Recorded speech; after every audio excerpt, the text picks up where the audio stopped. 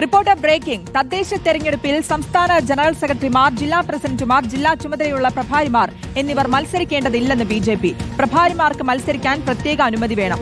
സംസ്ഥാന അധ്യക്ഷനും മത്സരിക്കില്ല. വി.എസ്. രഞ്ജിത്തുണ്ട് വിവരങ്ങൾ നൽകാൻ. വി.എസ്. രഞ്ജിത്ത്, എങ്ങനെയാണ് തീരുമാനം? ഈ തെരഞ്ഞെടുപ്പിൽ സംസ്ഥാന ജനറൽ സെക്രട്ടറിമാരടക്കം ഇതിൽ മത്സരിക്കേണ്ടതില്ല എന്ന ഒരു തീരുമാനത്തിലേക്കാണോ എത്തിയിരിക്കുന്നത്? ശ്രുതി, തീർച്ചയായിട്ടും ബി.ജെ.പി. പല തദ്ദേശ സ്ഥാപനങ്ങളിലും വളരെ പ്രമുഖരായിട്ടുള്ള സംസ്ഥാന തലത്തിലുള്ള നേതാക്കളെ പോലും കളത്തിലിറക്കാൻ തീരുമാനിക്കുന്നുണ്ട്. തിരുവനന്തപുരത്തും തൃശ്ശൂരിലും കോഴിക്കോട്ടുമൊക്കെ വളരെ മുതിർന്ന നേതാക്കളെ തന്നെ കളത്തിലിറക്കാനാണ് തീരുമാനിച്ചത്. പക്ഷേ അതിൽ പ്രധാനപ്പെട്ട ചുമതലയിലുള്ള, അതായത് ഈ കോർപ്പറേഷൻ തദ്ദേശ തെരഞ്ഞെടുപ്പുകളിലൊക്കെ മത്സരം ജയിപ്പിക്കേണ്ട ചുമതലയുള്ള അങ്ങനെയുള്ള ആളുകൾ മത്സരിക്കേണ്ടതില്ല എന്നുള്ളതാണ്. അതിൽ പ്രധാനമായിട്ടും സംസ്ഥാന ജനറൽ സെക്രട്ടറിമാർ 4 പേരുണ്ട്. ആ 4 പേരും മത്സരിക്കേണ്ടതില്ല എന്നുള്ളതാണ്. എം.ടി. രമേശ്, ശോഭാ സുരേന്ദ്രൻ, അനൂപ് അതുപോലെ അങ്ങനെയുള്ള 4 പേരും മത്സരിക്കേണ്ടതില്ല എന്നുള്ളതാണ് തീരുമാനം. അതോടൊപ്പം തന്നെ സംസ്ഥാന അധ്യക്ഷൻ മത്സരിക്കില്ല. ജില്ലാ പ്രസിഡന്റുമാർ, ഓരോ ജില്ലയ്ക്ക് 31 ജില്ലകളുണ്ട്. ആ ജില്ലകളുടെ പ്രസിഡന്റുമാർ മത്സരിക്കില്ല.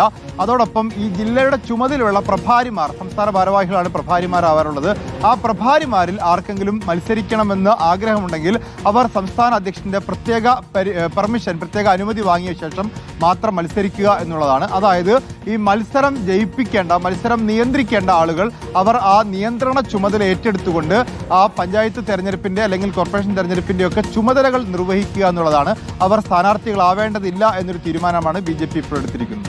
വി.എസ്. രഞ്ജിത്ത്, ഇതിൽ എല്ലാ വാർഡുകളിലും സ്ഥാനാർത്ഥികളെ നിർത്തണം, അതടക്കം പുതുമുഖങ്ങൾക്ക് ഇതിൽ അവസരം നൽകണം, 10% സീറ്റുകൾ പുതുമുഖങ്ങൾക്കായി നൽകണമെന്നടക്കമുള്ള കാര്യങ്ങൾ ഉണ്ടായിരുന്നു. ഒരു മാറ്റിപ്പണിത് ഒരു പുതിയ രീതിയിൽ കാര്യങ്ങൾ കൊണ്ടുവരിക എന്നുള്ളതാണോ ബി.ജെ.പിയുടെ തന്ത്രം? തീർച്ചയായിട്ടും ബി.ജെ.പി.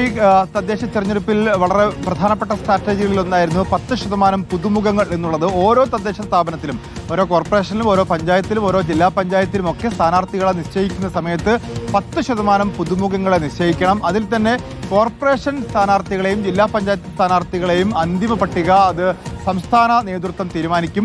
പഞ്ചായത്തുകളിലെ വാർഡുകളിലുള്ള സ്ഥാനാർത്ഥികളെ അത് ജില്ലകൾക്ക് തീരുമാനിക്കാം എന്നുള്ളതാണ് തീരുമാനിച്ചിരുന്നത്. അതോടൊപ്പം തന്നെ ബി.ജെ.പി. പ്രധാനപ്പെട്ട ജില്ലകളൊക്കെ തന്നെ, പ്രധാനപ്പെട്ട തദ്ദേശ സ്ഥാപനങ്ങളൊക്കെ തന്നെ ഓരോ മുതിർന്ന നേതാക്കന്മാർക്ക് ചുമതലയും കൊടുത്തിരുന്നു. തിരുവനന്തപുരത്തും തൃശ്ശൂരിലും അതുപോലെ പന്തളം, പാലക്കാട് പോലുള്ള പ്രധാനപ്പെട്ട ബി.ജെ.പി. ശ്രദ്ധ കേന്ദ്രീകരിക്കുന്ന മണ്ഡലങ്ങളൊക്കെ തന്നെ മുതിർന്ന നേതാക്കന്മാർക്ക് ചുമതല കൊടുത്തുകൊണ്ടാണ് അവിടെയൊക്കെ മത്സരം നിയന്ത്രിക്കപ്പെടുന്നത്. എന്ന് പറഞ്ഞാൽ വളരെ ഗൗരവത്തോടു കൂടി തന്നെ തദ്ദേശ സ്ഥാപനങ്ങളിലേക്ക് അവർ മത്സരത്തെ കാണുന്നു.